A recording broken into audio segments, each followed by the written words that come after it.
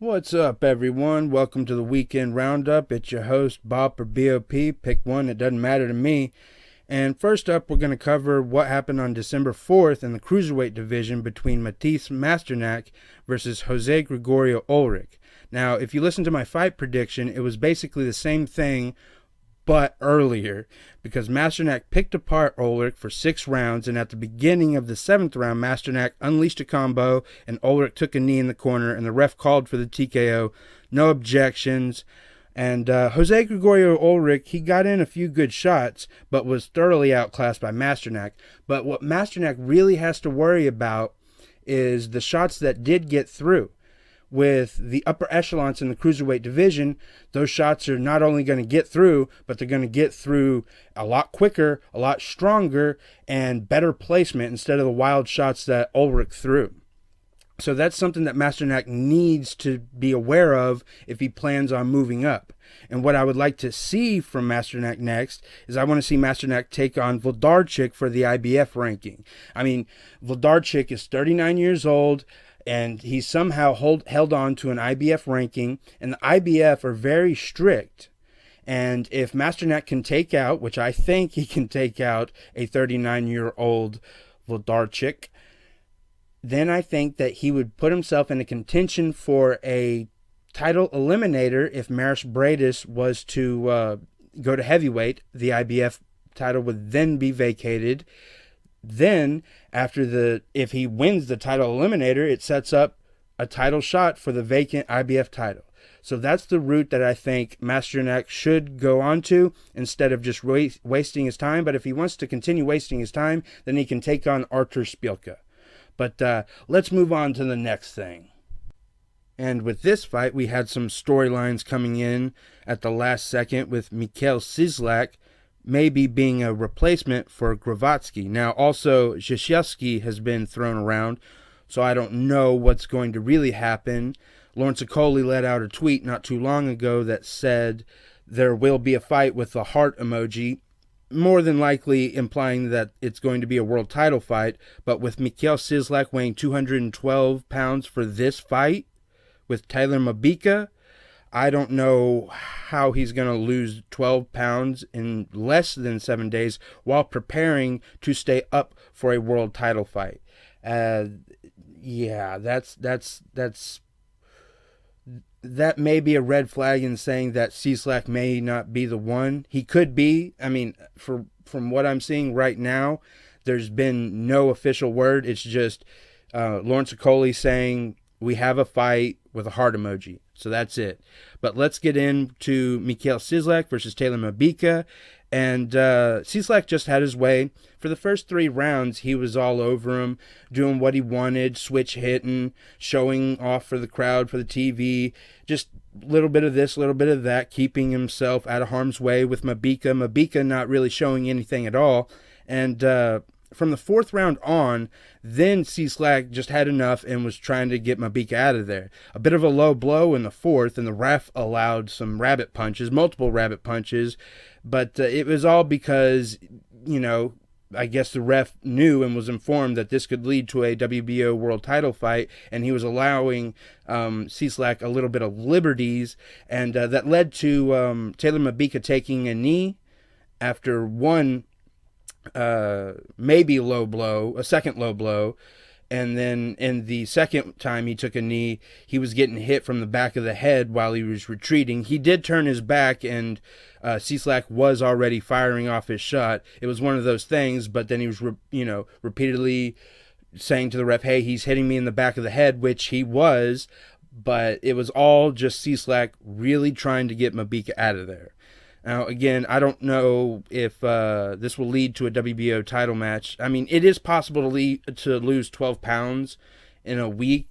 I'm not saying that. It's just to be, weight drained and then go for a world title shot against somebody who is very capable of weighing you down and knocking you out. Think of Okoli's style. He'll hug you up and try and drain you even more after being drained to 12 pounds, and then he'll try and knock you out. That's his style. And, that fits perfectly into somebody weight draining themselves to make the fight. And I just think that if Michal, Cieslak, and Okolie were to fight, it would be a proper build-up. That would be the best, because you have to train for somebody like Cieslak, and you have to train for somebody like Okolie. So, again, this was a comeback fight for Cieslak, a good knockout win. He looked like he was still sharp. He could have been better. We could all say that. Everybody can say that about themselves. We could all be better. But that's about it. I was impressed that he got him out of there with Masternak going all 10 rounds with Mabika. But Cieslak got him out of there in 6. Good for him. Again, I don't know. I will update you if there is any movement in the WBO title match, if it will be for the WBO title, or maybe it will just be Okolie facing somebody else. I don't know, but I'll definitely keep you informed as I learn as we go. I wonder what's next, huh? What do we have next? This is what's up next. This boring fight that I was excited for. The Commonwealth Light Heavyweight title, and I do believe the WBO Intercontinental Light Heavyweight title were on the line. The champion with the Commonwealth, Lyndon, defeated Anthony Yarde by split decision. I'm just not even going to break this down. It's not even worth it. I was so excited for this fight. I wanted this fight. Listen to me. Break it down. I believe it's like my longest fucking podcast thing. Mabobber, MPEG, JPEG, whatever, WPEG. Is there a WPEG? I don't know. But this was a boring ass fight. Both were waiting for the other to do something. I knew this was going to happen. Listen to my breakdown. You can tell that I'm basically fucking saying it. I'm basically read between the lines. This was just not entertaining at all. It may have actually been a draw, maybe. It was that boring. It was like that Bartholomew and whatever the fuck fight that was a snooze fest. This was just a boring fight. And Lyndon may have been injured into it. He barely threw the right hand. Who else noticed that? I believe everybody noticed that. There wasn't a person. It was. Oh my goodness. I was waiting for Yarde to come alive, which he did at the end of the 11th and 12th, which I predicted that Lyndon would be hanging on for dear life at the end of the rounds, and that's what happened, except for they gave it a split decision to Arthur. I'm not mad.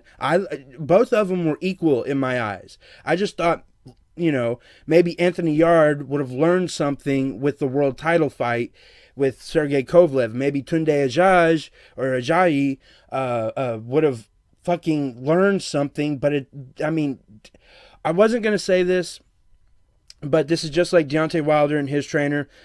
Tunde's got to go. If Anthony Yarde wants to do anything with his career, he took you so far, Anthony Yarde, he took you so far, but yet when you step up every single time, you lose.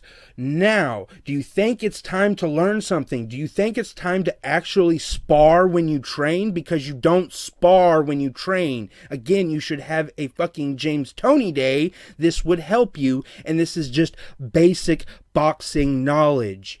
What the fuck, Tunde? I know I should mind my own business because I'm not you or Anthony Yarde, but geez, he's not even domestic level right now. He's not even domestic level, yet you can see he has the talent to go beyond it, but he's not getting the learning in. He's not being taught by Tunde. No Tunde teaching of Tottingham and Nottingham. There's nothing going on. So Tunde, you got to go. Or you have to step down and get somebody better than you that has a better knowledge of the game than you, because your phony Mayweather fighting style is not working. It's just not. It's not a Tuma. You get it? You got it? For fuck's sake. Congratulations to Lyndon, but geez, I was so disappointed in this fight. So disappointed. It was like the DeGale Chris Eubank Jr. fight. That fight was so boring too because DeGale was so shot and so much of a pussy that Chris just got so pissed off as gave him a spine buster, I think, in like the 10th round, which that I got excited for, and that was the only exciting thing. But nothing exciting happened here. I'm talking about Chris Eubank versus James DeGale. Oh my God! Oh, this fight has got me talking about that Bartholomew fight and that Chris Eubank James DeGale fight. You know what? The weekend roundup is over. I think I've done my due diligence there. Y'all have a good one. Enjoy Spence Garcia. I'll enjoy it, but I'm not going to cover it. Again, light heavyweights and cruiserweights. And I'll let you know on the WBO cruiserweight title picture. And I have some WBO regular cruiserweight title news. Something that I didn't think was going to happen, but it actually happened. And I'll talk about it. It'll just be next.